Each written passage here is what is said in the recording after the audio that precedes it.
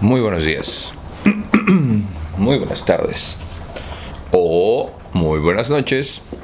Tengan todos ustedes, mis queridos amigos, mis queridas amigas y por supuesto, claro que sí, todos ustedes la bola de confundidos que están en medio. Bienvenidos una vez más a tu programa favorito, El Círculo de Lectura. Y estamos en tu lunes de novela, con esta fantástica pieza de la literatura tradicional. Ni tradicional ni tan clásica, güey. De la literatura contemporánea, ¿no? Dan Brown, ya investigué, es gabacho, es gringo. No me acuerdo dónde nació, luego hablamos más de él con calma. Pero la verdad tiene una manera y una narrativa muy agradable. Maneja un suspenso muy padre. Y a mí, por lo menos, me mantienen muy entretenidos sus libros. Espero que a ti también. Si no, pues cámbiate de canal, bebé. Y para que veas que no soy culero, güey. Para que veas que soy amable, para que veas que soy chido y para que veas que aquí hay para todos, güey. Hay otro canal que se dedica a hacer lo mismo que nosotros, el Duraznito Lector, güey. Vayan a verlos. La neta son a todo dar. Y lo hacen de una manera mucho más amable a lo que podría hacer yo. Entonces los invito a que si este tipo de contenido que puede llegar a ser un poquito hostil o un poco en tu cara, como la venida del Señor, si no te gusta y quieres algo más relajado, bebé, porque te gusta, entonces vete con ellos. Pero bueno, sin más por el momento ni preámbulos estúpidos que no te importan, te agradezco a ti por venir a tu ejercicio de resistencia cultural favorito. Te recuerdo que estamos leyendo a Los Ángeles y Demonios. Bueno, no, Ángeles y Demonios de Dan Brown. La historia donde la ciencia, la fantasía y la conspiración se vuelven una sola, porque no hay otra manera de vivir, hermanos, hermanas, pandilla, marihuanas, circuleros y circuleras. ¿A poco no está perro? La neta, como para hacerlo playera. Capítulo 33. Gracias a ti por venir. Desde el aire, Roma, la ciudad eterna, es un laberinto indescifrable de antiguas calzadas que serpentean alrededor de edificios, fuentes y ruinas. El helicóptero del Vaticano volaba abajo en dirección noroeste, atravesando la capa permanente de niebla vomitada por el tráfico urbano. Landon vio ciclomotores, autobuses turísticos y ejércitos de coches en miniatura que se movían en todas las direcciones. Koyanis Katsi, pensó, al recordar la palabra que utilizaban los indios Hopi para designar la vida desequilibrada. Déjenme le paro el arroz. Perdón. Koyanis Katsi, pensó, al recordar la palabra que utilizaban los indios Hopi para designar la vida desequilibrada. Por cierto, si te gusta la conspiranoia, busca las profecías de las tribus Hopi para que te traumes, güey. Victoria iba sentada en silencio a su lado. El helicóptero se inclinó de manera pronunciada. Con el estómago revuelto, Landon clavó la vista en la lejanía. Sus ojos descubrieron las ruinas del Coliseo. Espérate, no, es que sí te tengo que explicar esa parte, güey. Los Hopi, en teoría o según su cosmovisión, son los que guardan las leyendas de la humanidad. Y se supone que son los que tienen las leyendas más viejas de nuestra humanidad. Ellos son los guardianes reales del conocimiento humano en general, güey, a través de los siglos. O sea, ellos tienen otra historia, ellos tienen otros cuentos, ellos tienen otra narrativa que no va de la mano con la nuestra. Ay, güey. Bueno, ya, sin más interrupciones. Con el estómago revuelto, Landon clavó la vista en la lejanía. Sus ojos descubrieron las ruinas del Coliseo. Landon siempre había pensado que se trataba de una de las mayores ironías de la historia. Ahora es un símbolo dignificado del nacimiento de la cultura y civilización humanas. Pero había sido construido para albergar siglos de acontecimientos bárbaros. Leones hambrientos despedazando prisioneros, ejércitos de esclavos luchando hasta la muerte, violaciones en masa de mujeres exóticas capturadas en tierras lejanas, así como decapitaciones y castraciones públicas. Era irónico, pensó Landon, o tal vez adecuado, que el Coliseo hubiera servido como modelo arquitectónico para el Soldier Field, el estadio de fútbol americano de Harvard, donde cada otoño se reproducen sus antiguas tradiciones salvajes, cuando fanáticos enloquecidos pedían a gritos que se derramara sangre con ocasión del partido de Harvard contra Yale. Pan y circo. Cuando entiendas esa frase, pan y circo, vas a entender el sistema económico en el que vivimos. Mientras el helicóptero continuaba hacia el norte, Landon examinó el Foro Romano, el corazón de la Roma precristiana. Las columnas deterioradas parecían losas cálidas en un cementerio que, de alguna manera, había evitado ser engullido por la metrópolis que lo rodeaba. Hacia el oeste, la amplia cuenca del río Tíber dibujaba enormes arcos a través de la ciudad, incluso desde el aire. Landon vio que las aguas eran profundas, las corrientes bravías eran de color marrón, henchidas de cieno y espuma como consecuencia de las lluvias torrenciales. Allá adelante, dijo el piloto, al tiempo que el aparato cobraba altitud. Landon y Vittoria miraron y la vieron, como una montaña que hendiera la niebla matutina. La cúpula colosal surgía de la bruma ante ellos, la Basílica de San Pedro. Eso sí que Miguel Ángel lo hizo bien, comentó Landon a Vittoria. Landon nunca había visto San Pedro desde el aire. La fachada de mármol brillaba como fuego bajo el sol de la tarde. El gigantesco edificio, adornado con 140 estatuas de santos, mártires y ángeles, ocupaba la superficie de 2 campos de fútbol, de ancho y 6 de largo. El cavernoso interior de la basílica podía acoger a 70.000 fieles, unas 100 veces la población del Vaticano. El país más pequeño del mundo. Y el más rico, por cierto. Por increíble que pareciera, ni siquiera una ciudadela de tal magnitud podía empequeñecer la plaza que se abría ante ella. La plaza de San Pedro, una inmensa extensión de granito, constituía un extraordinario espacio abierto en la congestión de Roma, como un Central Park de estilo clásico. Delante de la basílica, bordeando el enorme terreno ovalado, 284 columnas se proyectaban hacia afuera en 4 arcos concéntricos que iban disminuyendo de tamaño, un trompe-l'oeil arquitectónico utilizado para intensificar la sensación de grandeza de la plaza. Mientras contemplaba el magnífico templo, Landon se preguntó qué pensaría San Pedro si volviera ahora. El santo había padecido una muerte espantosa, crucificado cabeza abajo en este mismo lugar. Ahora descansaba en la más sagrada de las tumbas, enterrado a 5 pisos de profundidad, justo bajo la cúpula central de la basílica. Ciudad del Vaticano, capital de la pedofilia. Perdón, ¿quién dijo eso? No estén interrumpiendo la lectura, no mamen. Anunció el piloto, en un tono que no auguraba la menor bienvenida. Landon miró los altos bastiones pétreos que se alzaban delante, fortificaciones impenetrables que rodeaban el complejo, una extraña defensa terrenal para un mundo espiritual de secretos, poder y misterio.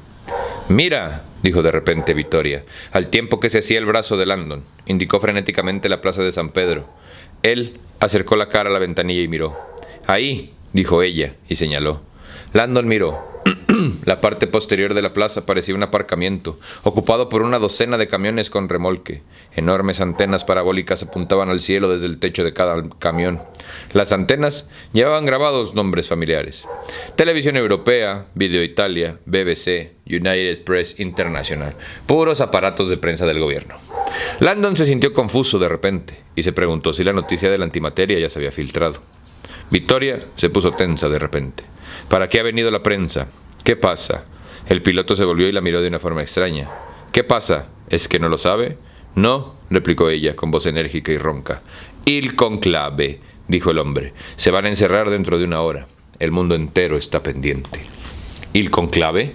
La palabra resonó un momento en los oídos de Landon, antes de que se le hiciera un nudo en la boca del estómago. ¿Il conclave? El conclave del Vaticano. ¿Cómo podría haberlo olvidado? Había sido noticia en fecha reciente. 15 días antes, el Papa, también conocido como el Pedo Bear Mayor, después de un reinado tremendamente popular de 12 años, había fallecido. Todos los periódicos del mundo habían publicado la noticia del ataque fatal sufrido por el Papa mientras dormía. Una muerte repentina e inesperada, que muchos tildaban de sospechosa entre susurros. Pero ahora, siguiendo la sagrada tradición, 15 días después de la muerte de un papa, el Vaticano celebraba el conclave, la ceremonia sagrada en la que 175 cardenales de todo el mundo, los hombres más poderosos de la cristiandad, se reunían en el Vaticano para elegir al nuevo papa. Todos los cardenales de la tierra se hallan reunidos hoy aquí, pensó Landon, mientras el helicóptero pasaba sobre la Basílica de San Pedro. El extenso mundo interior de la ciudad del Vaticano se desplegó bajo él. Toda la estructura del poder de la Iglesia Católica Romana está sentada sobre una bomba de tiempo. Ojalá. El cardenal Mortiari, Alzó la vista hacia el magnífico techo de la Capilla Sixtina y trató de encontrar un momento para reflexionar con tranquilidad. Las voces de los cardenales llegados de todas partes del globo resonaban en las paredes pintadas con frescos. Capítulo 34. Los hombres se amontonaban en los tabernáculos, iluminado, susurraban y se consultaban mutuamente en numerosos idiomas, aunque las lenguas universales eran inglés, italiano y español.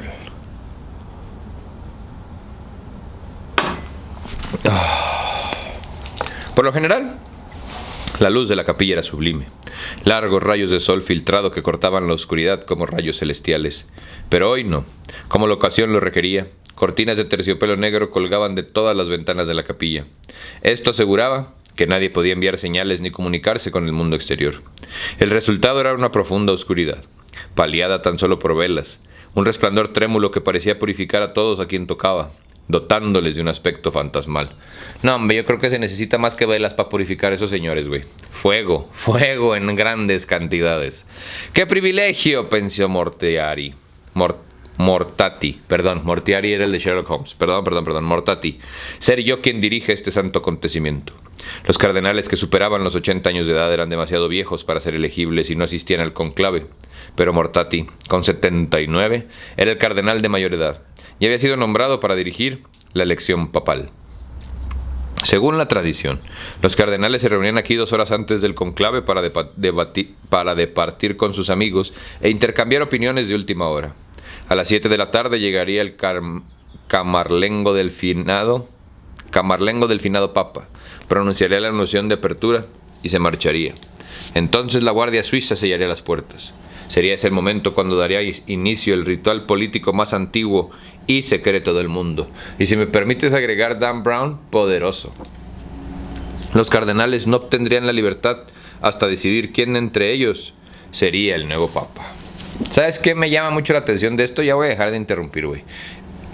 ¿Por qué cuando pasa esto e inauguran al nuevo Papa es el único evento político al que asisten todos los líderes de todos los países sin importar su religión?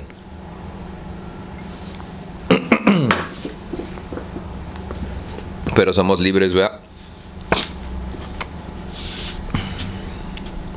Conclave, hasta el nombre era misterioso. Conclave significaba literalmente encerrado con llave. No se permitía a los cardenales ponerse en contacto con nadie del mundo exterior, ni llamadas telefónicas, ni mensajes, ni susurros a través de puertas. El conclave era un vacío, en el que nada procedente del mundo exterior podía influir. Esto aseguraba que los cardenales tenían solum deum prae oculis, solo a Dios delante de los ojos. ¡A su puta madre! En la plaza, los periodistas observaban y esperaban. Especulaban con cuál de los cardenales se convertiría el gobernante de 1.000 millones de católicos repartidos por todo el mundo. Los conclaves creaban una atmósfera intensa, cargada de significado político, y la muerte se había cebado en ellos a lo largo de los siglos. Envenenamientos, peleas a puñetazos, incluso asesinatos se habían producido entre las paredes sagradas. Historia antigua, pensó Mortati. El cónclave esta noche será unitario, dichoso y sobre todo breve. O eso pensaba él, al menos. Ahora, sin embargo, había surgido una situación inesperada. 4 cardenales se hallaban ausentes de la capilla. Mortati sabía que todas las salidas del Vaticano estaban vigiladas, y los cardenales desaparecidos no podrían ir demasiado lejos. Pero aún así, a menos de 1 hora de la oración de apertura se sentía desconcertado. Al fin y al cabo, los 4 hombres desaparecidos no eran cardenales corrientes, eran los cardenales, los 4 candidatos. Como supervisor del conclave, Mortati ya había avisado a la Guardia Suiza, siguiendo los canales reglamentarios de la ausencia de los cardenales. Aún no había recibido noticias. Otros cardenales habían reparado también aquella ausencia desconcertante. Los susurros angustiados ya habían empezado. Entre todos los cardenales, estos tenían que ser los más puntuales. El cardenal Mortati empezaba a temer que, pese a todo, la noche iba a prolongarse. No tenía idea de cuánto. Capítulo 35. Por razones de seguridad y de control de ruidos, el helipuerto del Vaticano se hallaba emplazado en la puerta noroeste de la ciudad del Vaticano, lo más lejos posible de la Basílica de San Pedro. Tierra firme, pronunció el piloto cuando aterrizaron. Abrió la puerta para que Landon y Victoria descendieran. Lando bajó y se volvió para ayudar a Victoria, pero ella ya había saltado al suelo sin el menor esfuerzo. Todos los músculos de su cuerpo parecían concentrados para lograr un único objetivo. encontrar la antimateria antes de que dejara un legado horrible. Tras cubrir el parabrisas del morro del helicóptero con una lona reflectante, el piloto los guió hasta un carrito de golf eléctrico de tamaño mayor del habitual, que los aguardaba a pocos pasos de donde habían aterrizado.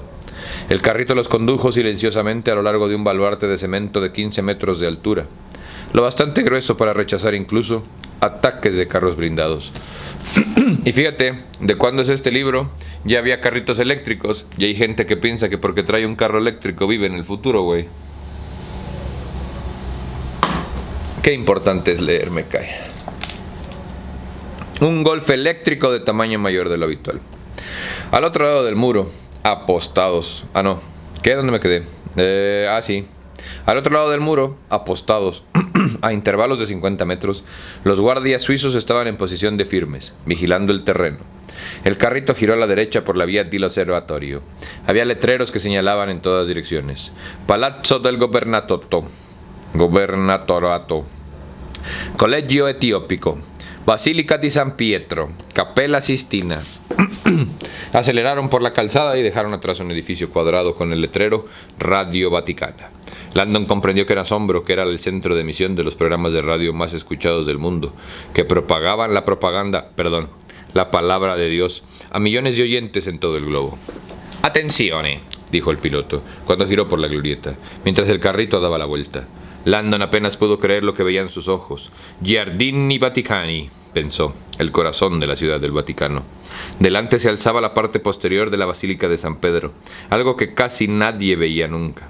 A la derecha se cernía el Palacio del Tribunal, la lujosa residencia papal en la que tan solo hacía competencia Versalles en su ornamentación barroca. Habían dejado a sus espaldas el edificio del gobernatorato, de aspecto severo, el cual alojaba la administración del Vaticano, y frente, a la izquierda, el enorme edificio rectangular de los museos vaticanos. Landon sabía que no habría tiempo para visitar museos en este viaje. «¿Dónde está todo el mundo?», preguntó Vittoria mientras inspeccionaba los jardines y senderos desiertos. El guardia consultó su cronógrafo negro, de estilo militar, un extraño anacronismo bajo su manga ancha. Los cardenales están reunidos en la Capilla Sixtina. El conclave empieza dentro de menos de una hora. Landon asintió y recordó vagamente que antes del cónclave, los cardenales pasaban 2 horas en la Capilla Sixtina, para reflexionar y saludar a sus colegas de todo el globo. Era un lapso de tiempo destinado a renovar viejas amistades entre los cardenales y facilitar un proceso de elección menos acalorado. Y el resto de residentes y personal tienen prohibida la entrada en la ciudad, en aras del secretismo y la seguridad, hasta la conclusión del cónclave. ¿Y cuándo concluirá? El guardia se encogió de hombros. Solo Dios lo sabe. Las palabras parecieron extrañamente literales. Después de aparcar el carrito en el amplio jardín que había detrás de la Basílica de San Pedro, el guardia acompañó a Landon y Vittoria hasta una plaza de mármol situada al lado de la basílica. Cruzaron la plaza y se acercaron a la pared posterior de la basílica. Luego atravesaron un patio triangular, la Vía Belvedere, y entraron en una serie de edificios muy pegados entre sí. La historia del arte le había enseñado lo suficiente a Landon para reconocer los letreros de la imprenta del Vaticano, el laboratorio de restauración de tapices, la oficina de correos y la iglesia de Santa Ana.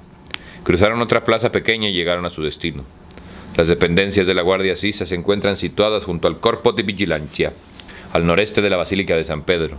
La oficina es un edificio cuadrado de piedra. A cada lado de la entrada, como 2 estatuas de piedra, se erguían un par de guardias. Landon tuvo que admitir que estos guardias no parecían tan cómicos, si bien exhibían también el uniforme dorado y azul. Cada uno portaba la tradicional alabarda vaticana, una lanza de 2,5 metros con una guadaña afilada como una navaja, con la cual se rumoreaba que habían decapitado incontables musulmanes cuando defendían a los cruzados cristianos en el siglo XV. Pues así que tu Díaz defendiera, no, porque ellos fueron los que fueron a invadir su ciudad. Entonces más bien mientras invadían tierras musulmanes. Pero pues esos son detalles, güey. ¿Para qué nos peleamos si estamos en el lunes de novela? Cuando Landon y Vittoria se acercaron, los 2 guardias avanzaron, cruzaron las alabardas y les impidieron la entrada. Uno de ellos miró al piloto, confuso. «I pantaloni», dijo, y señaló los shorts de Vittoria. El piloto desechó su protesta con un ademán. «Il comandante vuole vederli what? Il comandante vuole vederli subito». Los guardias fruncieron el ceño. se apartaron a regañadientes. Pues es que se ponen nerviosos, güey, al ver piel esa gente, o sea... Ya dijera la canción de Marrano. Y en mi soledad, mi pobre bebé. Continuamos. Dentro hacía frío. No se parecía en nada a las oficinas administrativas que Landon había imaginado. Los pasillos adornados y amueblados con gusto impecable contenían cuadros que, en opinión de Landon, cualquier museo del mundo habría cogido con alegría en su galería principal. El piloto señaló una escalera empinada. Bajen, por favor. Landon y Victoria siguieron los escalones de mármol mientras descendían entre esculturas de hombres desnudos. Las partes nobles de las estatuas estaban cubiertas con una hoja de higuera del color más claro que el resto del cuerpo. La gran castración, pensó Landon. Era una de las tragedias más horripilantes del arte renacentista. En 1857, Pío IX decidió que la representación de los atributos varones podría incitar a la lujuria en el interior del Vaticano. ¡Bola de putos! En consecuencia, agarró un escoplo y un mazo y cortó los genitales de todas las estatuas masculinas del Vaticano. Mutiló obras de Miguel Ángel, Bramante y Verini. Se utilizaron hojas de higuera de yeso para ocultar los daños. Cientos de esculturas fueron castradas. Landon se preguntaba a menudo si habría una inmensa caja de penes de piedra en algún sitio. Por supuesto que sí, güey. Aquí, anunció el guardia. Llegaron al pie de la escalera y vieron una pesada puerta de acero. El guardia tecleó un código de entrada y la puerta se deslizó a un lado. Landon y Victoria entraron. Al otro lado del umbral se encontraron con una confusión absoluta. ¿Sabes cuándo también hicieron eso, pero no se habla, güey? Cuando le quitaron las narices a todo el arte egipcio para que la gente no se diera cuenta de las facciones afroamericanas que tenían obras gigantescas como la Esfinge. Ese es otro trago amargo que tienes que tragar, hijo. La historia es negra, pero le echaron cloro. Si no, pregúntale a Haile Selassie ahí. Capítulo 36. La sala de operaciones de la caserna de la Guardia Suiza. Landon se quedó petrificado mientras examinaba la colisión de siglos que tenía ante sí. La sala de mando era una biblioteca renacentista ricamente adornada, con estanterías traceadas, alfombras orientales y tapices impresionantes por su belleza.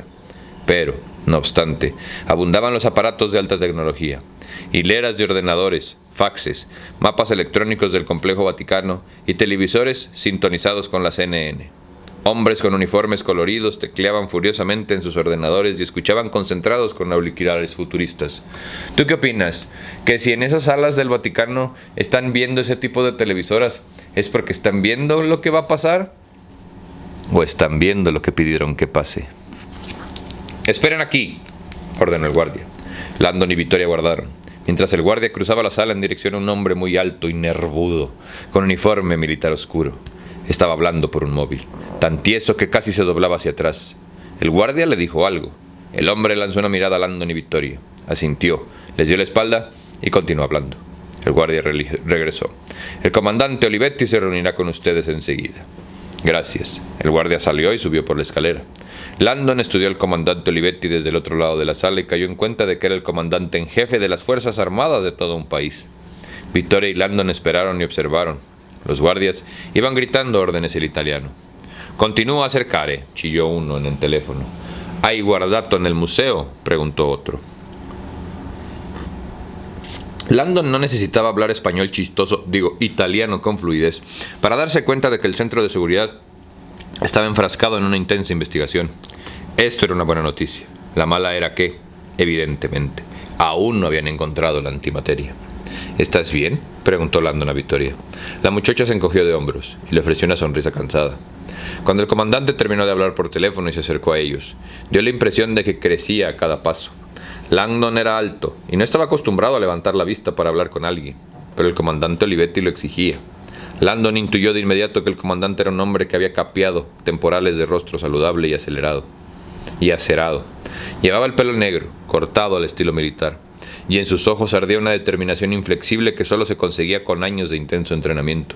Se movía con rígida exactitud, y el auricular que llevaba escondido detrás de la oreja le prestaba el aspecto de un miembro del servicio secreto norteamericano, antes que el de un guardia suizo. El comandante se dirigió a ellos en inglés con fuerte acento. Habló con una voz sorprendentemente baja para un hombre tan alto, apenas un susurro, pero que comunicaba una eficiencia militar absoluta. «Buenas tardes», dijo. «Soy el comandante Olivetti, comandante principale de la Guardia Suiza. Soy quien llamó a su director». Victoria alzó la vista. «Gracias por recibirnos, señor». El comandante no contestó. Les indicó con un ademán que le siguieran, y los guió entre la maraña de aparatos electrónicos hasta una puerta situada en el costado de la sala. «Entren», dijo al tiempo que abría la sala. Dijo al tiempo que abría la puerta. Landon y Vittoria obedecieron y se encontraron en una sala de control a oscuras. Una batería de monitores de video, adosados a una pared, estaba transmitiendo una serie de imágenes en blanco y negro del complejo. Un joven guardia estaba sentado y contemplaba las imágenes con gran atención. «¡Fuori!», dijo Olivetti. El guarda se levantó y salió. Olivetti se acercó a una pantalla y la señaló. Después se volvió a sus invitados. «Esta imagen es de una cámara remota, oculta en algún rincón del Vaticano. Quiero una explicación». Landon y Vittoria miraron la pantalla y contuvieron el aliento al mismo tiempo. La imagen no daba lugar al engaño. No cabía la menor duda. Era el contenedor de antimateria del CERN. Dentro, una gota trémula de líquido metálico estaba suspendida omniosamente en el centro del contenedor, iluminada por el parpadeo rítmico del reloj digital. La zona que rodeaba el contenedor estaba casi por completo a oscuras, como si la antimateria estuviera en un armario o en una habitación a oscuras. En lo alto del monitor destellaba un texto supuesto. «Transmisión en directo, cámara 86». Vittoria consultó el tiempo restante en el indicador destellante del contenedor. «Menos de 6 horas», susurró Landon con el rostro tenso. Él echó un vistazo hacia su reloj. «Tenemos hasta...» Calló, con un nudo en el estómago. «Medianoche», dijo Vittoria con una mirada de agotamiento. «Medianoche», pensó Landon. Propensión al dramatismo. Por lo visto, la persona que había robado el contenedor anoche había calculado el tiempo a la perfección. Experimentó una oleada de aprensión cuando se dio cuenta de que se encontraba en la zona cero. El susurro de Olivetti sonó más como un siseo. «¿Pertenece este objeto a sus instalaciones?». Vittoria sintió. «Sí, señor, nos lo robaron. Contiene una sustancia extremadamente combustible llamada antimateria». Olivetti no pareció impresionado. «Estoy muy familiarizado con las sustancias incendiarias, señorita Vetra. Nunca he oído hablar de la antimateria. Es una tecnología nueva. Hemos de localizarla de inmediato o evacuar la ciudad del Vaticano». Olivetti cerró los ojos poco a poco y volvió a abrirlos, como si enfocarlos de nuevo en Vittoria pudiera cambiar lo que acababa de escuchar. «¿Evacuar? ¿Es consciente de lo que está pasando aquí esta noche?». «Sí, señor, y las vidas de los cardenales están en peligro. Nos quedan unas 6 horas. ¿Han hecho algún avance en la localización del contenedor?». Olivetti meneó la cabeza. «Aún no hemos empezado a buscarlo». Vittoria casi se atragantó. «¿Cómo? Pero hemos oído que sus guardias hablaban de la búsqueda de...». «Buscar, sí», dijo Olivetti, «pero no se trata de su contenedor. Mis hombres están buscando algo que no les concierne a ustedes». La voz de Vittoria se quebró. «¿Ni siquiera han empezado a buscar el contenedor?». Dio la impresión de que las pupilas de Olivetti se hundían en las órbitas de sus ojos. Tenía la mirada desapasionada de un insecto. «Señorita Vetra, ¿verdad? Deje que le explique algo. El director de su instalación se negó a relevarme detalles por teléfono sobre este objeto, excepto para decirme que era preciso encontrarlo de inmediato. Estamos muy ocupados y no puedo concederme el lujo de dedicar hombres a esta búsqueda, hasta que no cuente con más datos. En este momento, solo hay un dato relevante, señor», dijo Vittoria, «que dentro de 6 horas, este aparato va a desintegrar todo este complejo». Olivetti permaneció inmóvil. «Ave a perro, ave a perro». Al chile me gustaría conocer a una mujer como Vittoria, así como la describen, de brava, perra, inteligente y mamazota. «Señorita Vetra, ha de saber algo». Su tono era casi paternalista. «Pese a la arcaica apariencia de la ciudad del Vaticano, todas las entradas, tanto públicas como privadas, están equipadas con los aparatos de detección más avanzados que el hombre conoce. Si alguien intentara entrar con algún tipo de ingenio incendiario, sería detectado de inmediato. Tenemos escáneres isotópicos radioactivos, filtros olfatorios, diseñados por la DEA norteamericana para detectar las rúbricas químicas más tenues de combustibles y toxinas».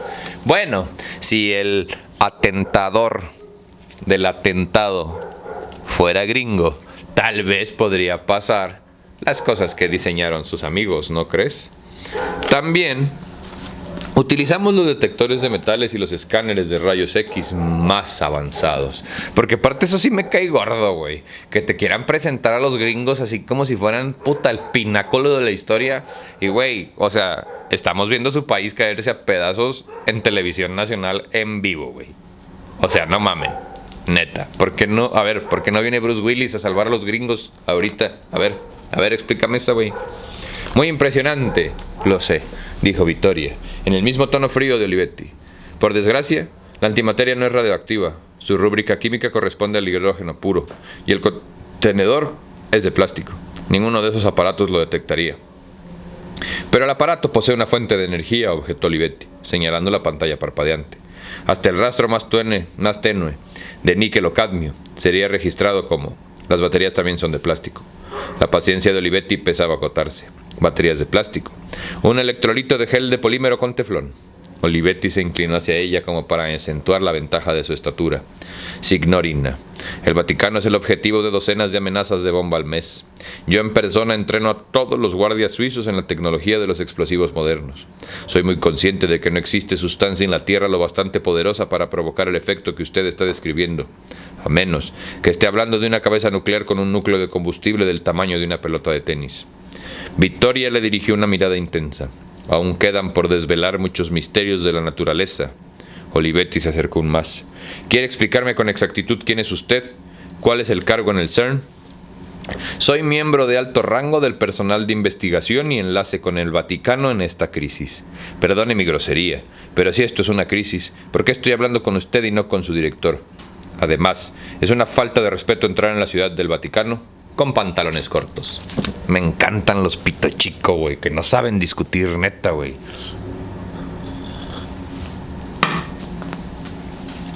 Perdone mi grosería. Ya. Landon gruñó. No podía creer que, teniendo en cuenta las circunstancias, el hombre insistiera en las normas referentes a la indumentaria. Comprendió que si penes de piedra podían despertar pensamientos lujuriosos en los residentes del Vaticano, Vittoria Vetra en shorts era, sin lugar a dudas, una amenaza para la seguridad nacional. ¿Ves por qué te digo que ocupo una Vittoria Vetra en mi vida? Preséntenmela, güey. Comandante Olivetti, intervino Landon, intentando desactivar lo que consideraba una segunda bomba. Me llamo Robert Landon. Soy profesor de simbología religiosa en Estados Unidos y no tengo nada que ver con el CERN. He visto una demostración de los efectos de la antimateria y refiriendo la afirmación de la señorita Vetra, que es una sustancia muy peligrosa. Tenemos razones para creer que fue colocada en el interior del Vaticano por una secta antirreligiosa con la esperanza de interrumpir el conclave. Olivetti se volvió y miró a Landon. Tengo una mujer en shorts diciéndome que una gota de líquidos va a volar el Vaticano. Y tengo a un profesor norteamericano diciéndome que somos el objetivo de una secta antirreligiosa. ¿Qué esperan que haga? Pues encontrar el contenedor, dijo Vittoria. Ahora mismo. Imposible. Este artefacto podría estar en cualquier sitio. La ciudad del Vaticano es enorme. Sus cámaras no llevan localizadores GPS, no suelen robarlas. Esta cámara desaparecida tardaría días en ser localizada. No nos quedan días, insistió Vittoria. Nos quedan 6 horas. ¿6 horas hasta qué, señorita Vetra? Olivetti alzó la voz de repente. Señaló la imagen de la pantalla. Hasta que termine esa cuenta atrás, hasta que la ciudad del Vaticano desaparezca. Créame, no me hace gracia que la gente toquetea mi sistema de seguridad. Ni me gustan los artefactos mecánicos que aparecen por arte de magia dentro del Vaticano. Estoy preocupado. Mi trabajo es estar preocupado. Por lo que me han dicho, es inaceptable. Landon habló antes de poder reprimirse. ¿Ha oído hablar de los Illuminati? El exterior gélido del comandante se cuarteó. Puso los ojos en blanco como un escualo a punto de atacar. Le advierto que no tengo tiempo para esto. Así que ha oído hablar de los Illuminati, ¿no? Los ojos de Olivetti eran como bayonetas. He jurado defender la Iglesia Católica. Claro que he oído hablar de los Illuminati. Hace décadas que desaparecieron. Landon hundió la mano en el bolsillo y sacó el fax, con la imagen del cuerpo marcado a fuego de Leonardo Vetra. Lo entregó Olivetti. Soy un especialista en los Illuminati, dijo Landon, mientras Olivetti estudiaba la foto. Me cuesta aceptar que sigan en activo, pero la aparición de esta marca, combinada con el hecho de que los Illuminati sellaron un pacto bien conocido contra el Vaticano, me ha hecho cambiar de opinión. Ay, pues habría que hablar con ellos, ¿no, güey? A ver cómo los podemos ayudar.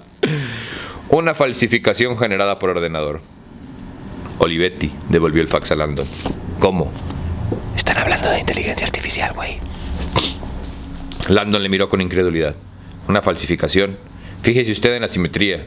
Usted más que nadie debería darse cuenta de la autenticidad de... Autenticidad es precisamente lo que le falta a usted. Tal vez la señorita Vetra no la haya informado, pero los científicos del CERN han estado criticando la política del Vaticano durante décadas.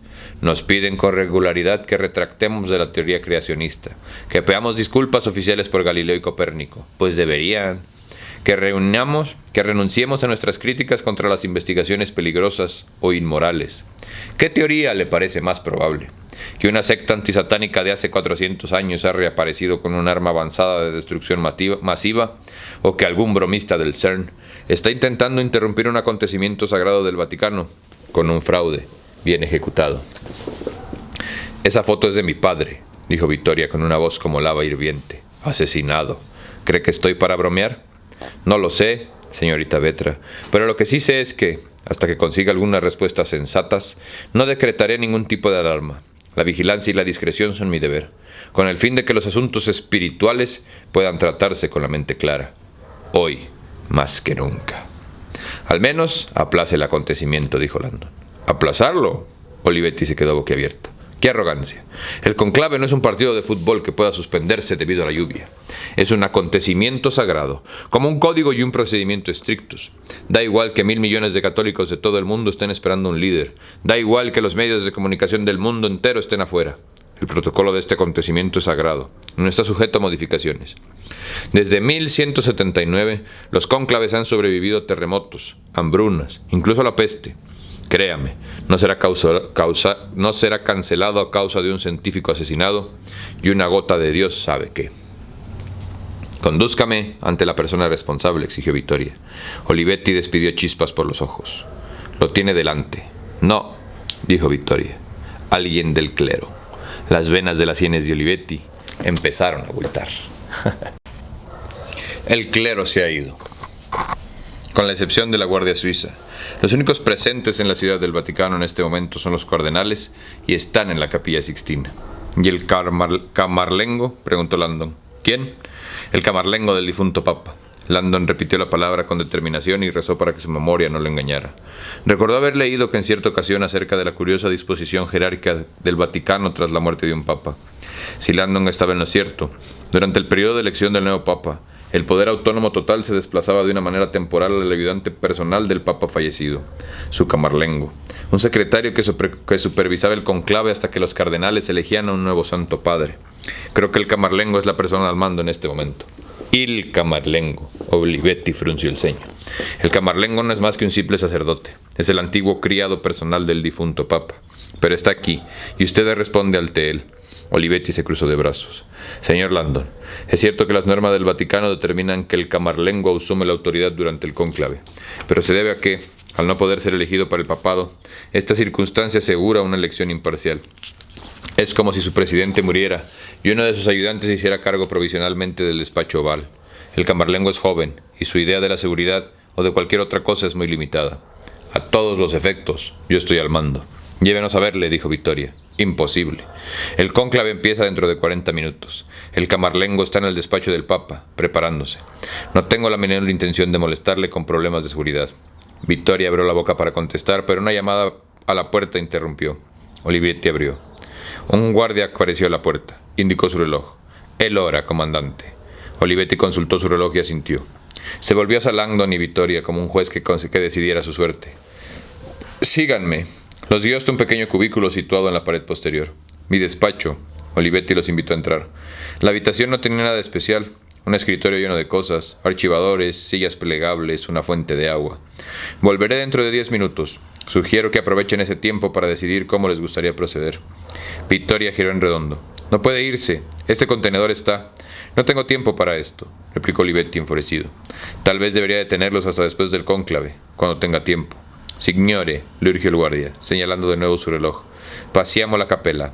Olivetti asintió y dio media vuelta. ¿Passare di capella?, preguntó Victoria. Se va para registrar la capilla. Olivetti se volvió y traspasó con la mirada. La registramos en busca de micrófonos ocultos, señorita Vetra. Una cuestión de discreción, señaló sus piernas. Pero no creo que sea capaz de comprenderlo. Cerró la puerta con estrépito. Con un ágil movimiento extrajo una llave, la introdujo en la cerradura y la giró. Un pesado cerrojo cayó en su lugar. ¡Idiota!, dijo Victoria. No puede encerrarnos aquí. Landon vio que a través del cristal que Olivetti decía algo al guardia. El centinela asintió. Cuando Olivetti salió de la sala, el guardia giró y los miró desde el otro lado del cristal con los brazos cruzados. Una imponente pistola colgaba de su cinto. Perfecto, pensó Landon. Fabuloso. Capítulo 37. Victoria miró con furia al guardia suizo que custodiaba la puerta, cerrada con llave del despacho de Olivetti. El centinela se devolvió la mirada. Su colorido atavío desmentía su aire ominoso. «Che fiasco», pensó Victoria, retenida como rehén por un hombre armado en pijama. Landon cavilaba, y Victoria confió en que estuviera utilizando su cerebro de profesor de Harvard para pensar en una forma de escapar. Ni es tan buena escuela, güey, la neta. No obstante, a juzgar por su expresión, intuyó que más que estar pensando, estaba estupefacto. Lamentó haberle metido en aquel lío. Victoria sacó el teléfono móvil para llamar a Kohler, pero inmediatamente se dio cuenta de que era una estupidez. En primer lugar, el guardia entraría y le revertiría el teléfono. En segundo, si el episodio de Kohler seguía su curso habitual, debía de estar incapacitado. Tampoco importaba.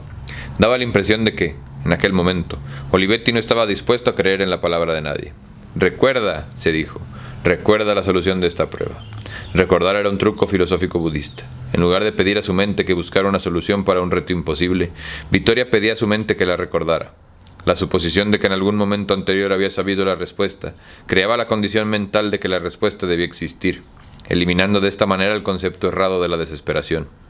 Victoria utilizaba el procedimiento con frecuencia para solucionar dilemas científicos, que la mayoría de la gente consideraba insolubles. En aquel momento, sin embargo, su esfuerzo por recordar no conducía a ninguna parte. Repasó sus opciones y sus necesidades. Tenía que avisar a alguien. Era preciso que alguien del Vaticano la tomara en serio. Pero, ¿quién? ¿Cómo? Estaba en una caja de cristal con una sola salida. Herramientas, se dijo. Siempre hay herramientas. Vuelve a examinar tu entorno. Se relajó, entrecerró los ojos, respiró hondo 3 veces. Notó que el ritmo de su corazón era más lento y que sus músculos ya no estaban tensos. El pánico caótico de su mente se desvaneció. Muy bien, pensó, libera tu mente. ¿Cuál es el aspecto positivo de esta situación? ¿Cuáles son mis posibilidades? La mente analítica de Victoria Vetra, una vez calmada, era una fuerza poderosa. Al cabo de unos segundos comprendió que su encarcelamiento era la clave de la huida.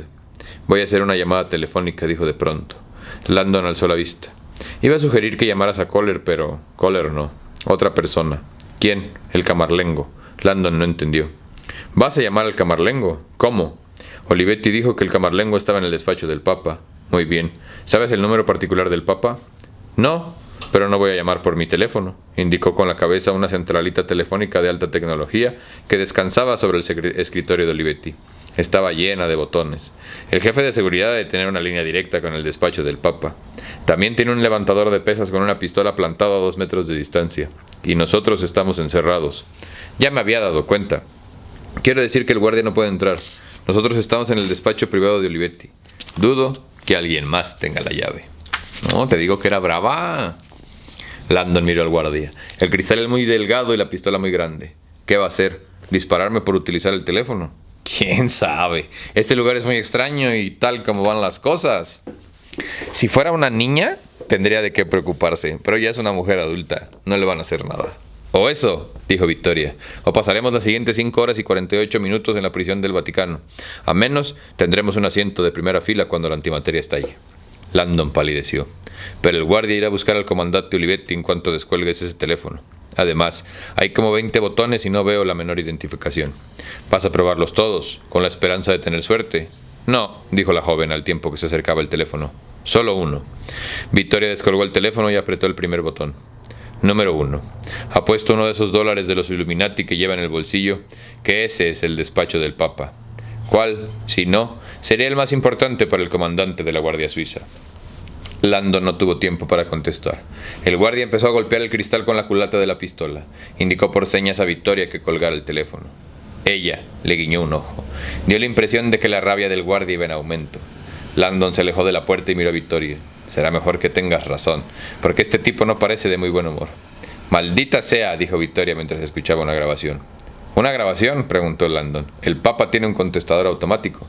No era el despacho del Papa, dijo Vittorio y colgó. Era el maldito menú semanal del comedor de la Guardia Suiza. Prioridades. Landon ofreció una débil sonrisa al guardia que los estaba mirando airado a través del cristal mientras se comunicaba con Olivetti por su walkie-talkie.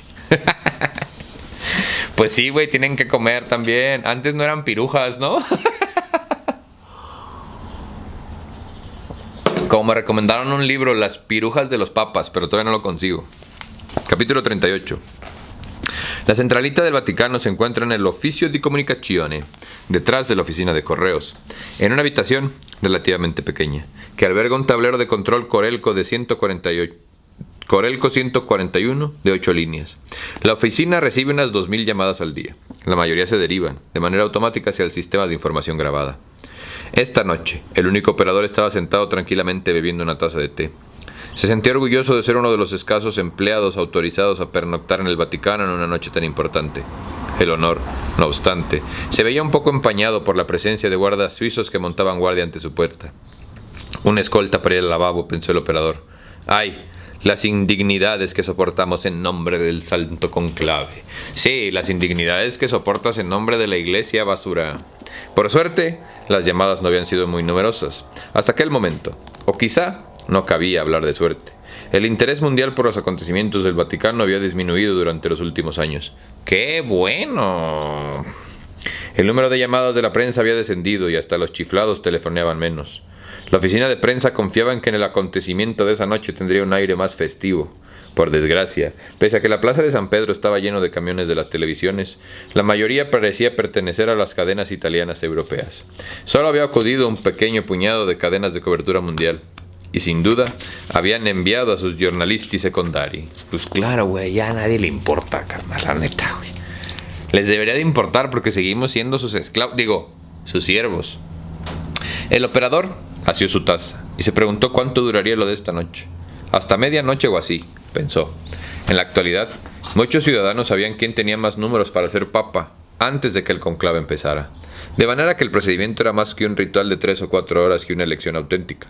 Por supuesto, las disensiones de última hora podían prolongar la ceremonia hasta el alba. O más. El conclave de 1831 había durado 54 días. Esta noche no, se dijo. Corrían rumores de que la fumata blanca de este conclave no se haría esperar. Los pensamientos del operador se interrumpieron con el zumbido de una línea interior en el tablero. Miró la parpadeante luz roja y se rascó la cabeza. Qué raro, pensó, la línea 0. ¿Quién del interior llamaría información esta noche? ¿Quién queda en el interior? Cita del Vaticano, prego, dijo al tiempo que descolgaba el teléfono. La voz habló en rapidez con italiano. El operador reconoció vagamente el acento como el habitual de los guardias suizos, italiano, fluido con acento de la Suiza francesa. Pero quien llamaba no era miembro de la Guardia Suiza. Al oír la voz de la mujer, el operador se puso en pie al instante y a punto estuvo de derramar el té. Echó un vistazo a la línea. La llamada procedía del interior. Tiene que haber algún error, pensó. Una mujer en la ciudad del Vaticano. Esta noche. ¿Una mujer mayor de edad? ¿Cómo? La mujer estaba hablando a toda prisa y furiosa. El operador había pasado suficientes años colgado de un teléfono para saber cuándo se estaba tratando con un paso. Esa mujer no parecía loca. Hablaba en tono parentorio pero racional, serena y eficaz. El hombre escuchó su petición perplejo. «Il camerlengo», dijo el operador mientras seguía intentando adivinar de dónde demonios procedía la llamada. «Me es imposible pasarle la llamada». «Sí, sé que está en el despacho del Papa. Pero ¿quién es usted? ¿Quiere avisarle de...?» Escuchó cada vez más nervioso. «Todo el mundo está en peligro». «¿Cómo? ¿Desde dónde llama?» «Debería pasarla con la guardia». El operador se quedó en una pieza. «¿Desde dónde ha dicho?» Escuchó asombrado y después tomó una decisión. «Espere un momento, por favor», dijo, y dejó a la mujer colgada antes de que pudiera reaccionar. Después llamó a la línea del comandante Olivetti. «Esta mujer no puede estar en...» Alguien descolgó al instante. «Per amor di Dio», le gritó una voz familiar. «Haga el favor de pasar la llamada». La puerta del centro de seguridad de la Guardia Suiza se abrió con un siseo. Los guardias se aportaron cuando el comandante Olivetti entró en la sala como un cohete. Cuando llegó a su despacho, el guardia confirmó lo que le había dicho por el walkie-talkie. Vittoria Vetra estaba hablando por teléfono privado con el comandante, por el teléfono privado del comandante. «Che coglioni, che asco esta», pensó. «Vaya pelotas que tiene la niña». Se encaminó a la puerta, lívido, introdujo la llave en la cerradura. Abrió la puerta y gritó: ¿Qué está haciendo? Vittoria no le hizo caso. Sí, estaba diciendo por teléfono. Y debo advertirle. Olivetti le arrancó el teléfono de la mano y se lo llevó al oído. ¿Quién demonios es usted? Durante una fracción de segundo, Olivetti perdió el aplomo. Sí, Camerlengo, dijo. Correcto, signore. Pero asuntos de seguridad exigen... Claro que no. La retengo aquí por... Desde luego, pero... Escucho. Sí, señor, dijo por fin. Los acompañaré de inmediato. Ándale, perro. No hay nada más hermoso, güey. Neta. Si algún día tienen la oportunidad, háganlo. De cuando uno de esos pinches perros con placa y que siguen instrucciones te quiere ladrar y logras hacer razonar a sus comandantes, cómo vienen y se te quedan viendo así con cara de, pues solamente soy otro pinche perro que sigue instrucciones. Gracias. Nunca respeten a la autoridad, nada más porque es autoridad. Respétenla porque se lo gana. Capítulo 39. El Palacio Apostólico de un conglomerado de edificios cercano a la Capilla Sixtina, en la esquina noreste de la Ciudad del Vaticano, con una imponente vista de la Plaza de San Pedro. El palacio alberga los aposentos papales y el despacho del pontífice. Victoria y Landon siguieron en el silencio al comandante Olivetti, que los guió por un largo pasillo rococó. El cuello parecía que iba a estallarle a causa de la rabia. Después de subir por 3 tramos de escaleras, entraron en un amplio corredor apenas iluminado.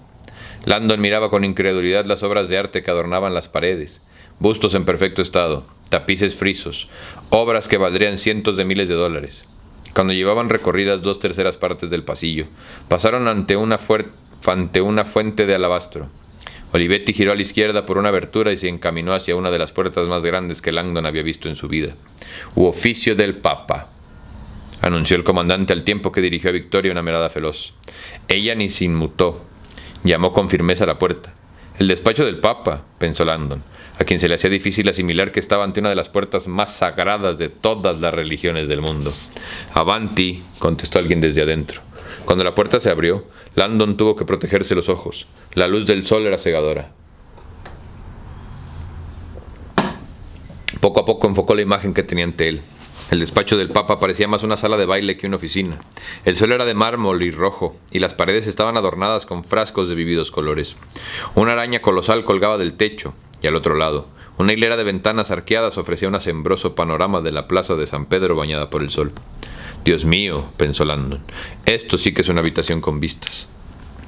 Al final del recibidor, un hombre sentado en un escritorio tallado escribía furiosamente. «Avanti», repitió el hombre. Dejó su pluma y les indicó con un ademán que entraran. Olivetti los guió con paso marcial. «Signore», dijo en tono de disculpa. «Non ho potuto». El hombre le interrumpió. Se puso en pie y estudió a sus 2 visitantes. El camerlengo no se parecía en nada a las imágenes de hombres frágiles y devotos que Langdon había imaginado paseando por el Vaticano. No llevaba rosario, ni medallones, ni hábitos pesados.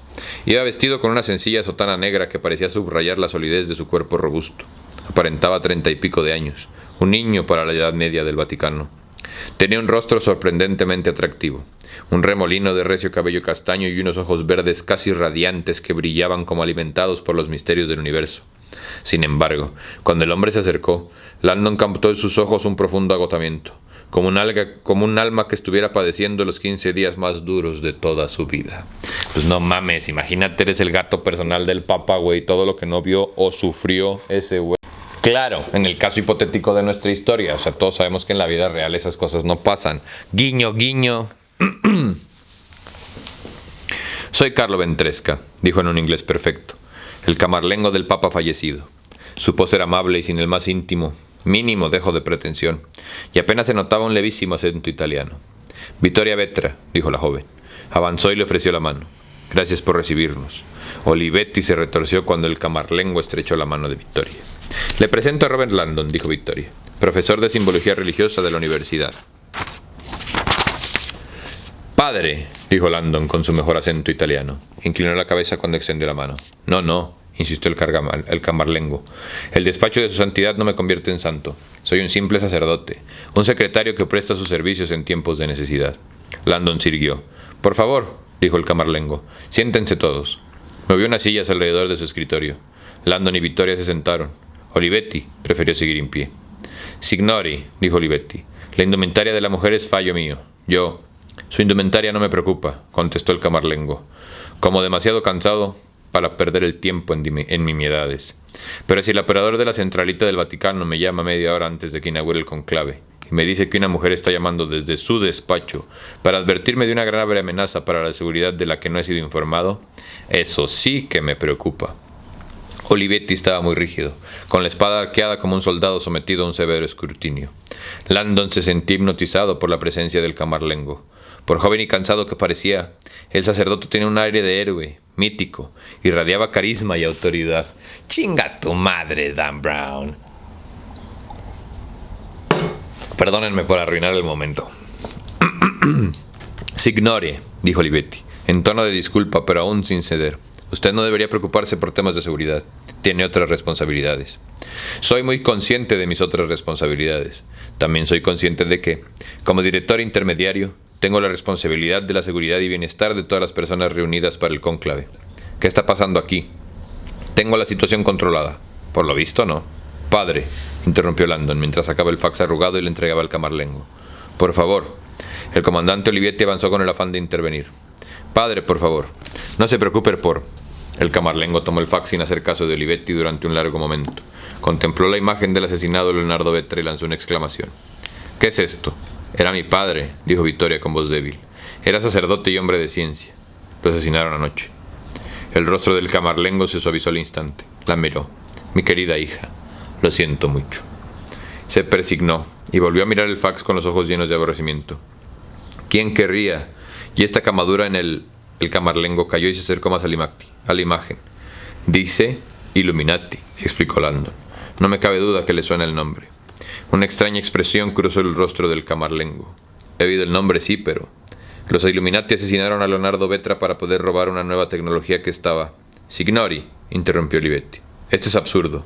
Illuminati se trata de una patraña muy trabajada. Dio la impresión de que el camarlengo meditaba sobre las palabras de Olivetti. Después se volvió y contempló a Landon con tal intensidad que éste sintió que le faltaba el aire. Señor Landon, he pasado mi vida en la Iglesia Católica. Conozco la tradición de los Illuminati y la leyenda de los estigmas. No obstante, debo advertirle que soy un hombre del presente. La cristiandad ya tiene suficientes enemigos sin necesidad de resucitar fantasmas. El símbolo es auténtico, dijo Landon. Quizá demasiado a la defensiva, pensó. Dio vuelta al fax para que el camarlengo lo viera. El camarlengo guardó silencio cuando vio la simetría. Ni siquiera con los ordenadores modernos, añadió Landon, se ha podido generar un ambigrama simétrico de esta palabra. El camarlengo enlazó las manos y no dijo nada durante mucho rato. Los Illuminati están muertos, dijo por fin. Hace mucho tiempo. Es un hecho histórico. Landon asintió. Ayer le habría dado la razón. ¿Ayer? Antes de la cadena de acontecimientos de hoy. Creo que los Illuminati han resucitado para cumplir un antiguo pacto. Perdone, tengo la historia un poco oxidada. ¿De qué antiguo pacto habla? Landon respiró. La destrucción del Vaticano. ¿La destrucción del Vaticano? El camarlengo parecía menos aterrado que confuso. Pero eso es imposible. Vittoria negó con la cabeza. Temo que somos portadores de más malas noticias. Capítulo 40. ¿Eso es cierto?, preguntó el camarlengo con expresión de asombro, mientras paseaba la mirada ante Vittoria y Olivetti. Signore, le tranquilizó Olivetti.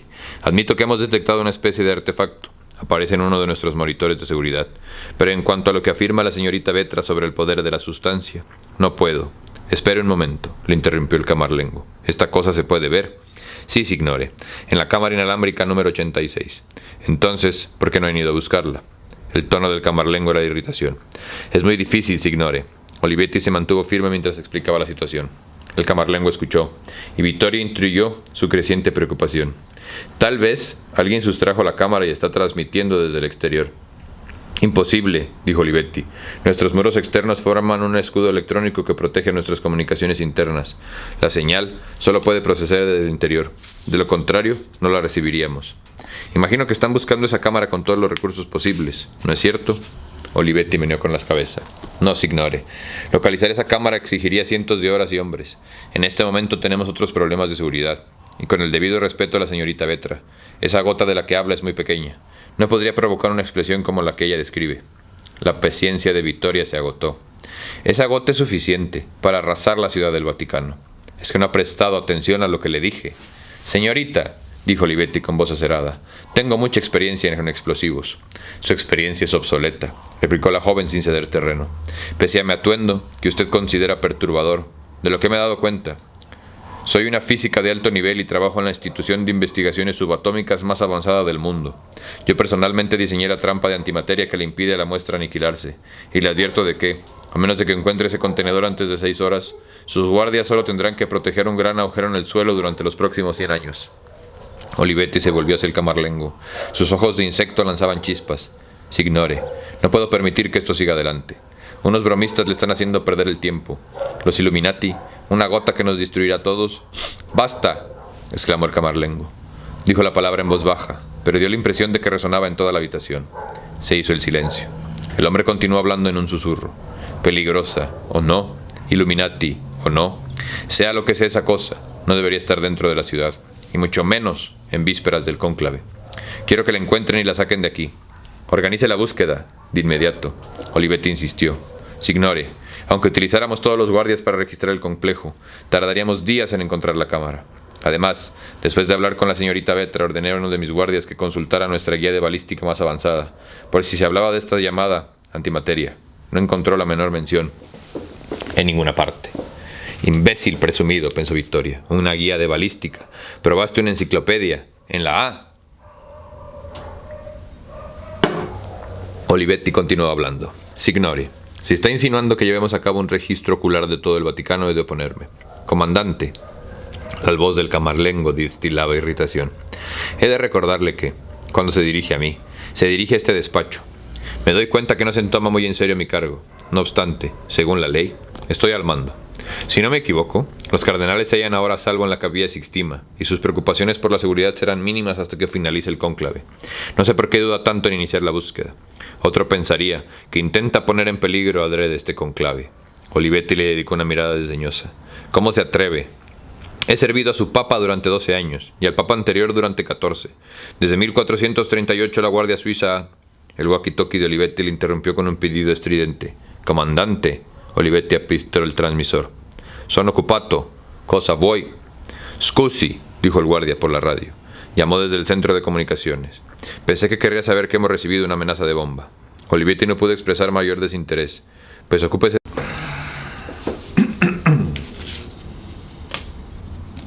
«Pues ocúpese...» «Ah, cabrón». «Pues ocúpese de ella. Sigue el procedimiento habitual y tome nota». «Ya lo hemos hecho, señor. Pero la persona que llamó...» El guardia le hizo una parte.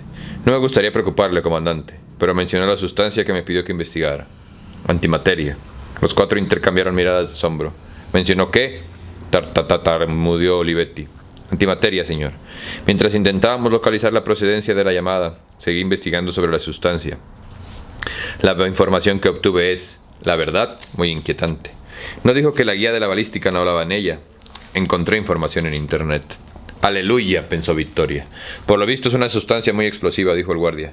«Cuesta imaginar que esa información sea correcta, pero aquí dice que, gramo más gramo, menos, la antimateria posee una carga explosiva 100 veces superior a la de una cabeza nuclear». Olivetti se vino abajo. Fue como ver desmoronarse una montaña. La expresión horrorizada del camarlengo borró la sensación de triunfo que experimentó Vittoria. Localizó la llamada, tartamudeó Olivetti. No hubo suerte. Un móvil con una encriptación muy potente.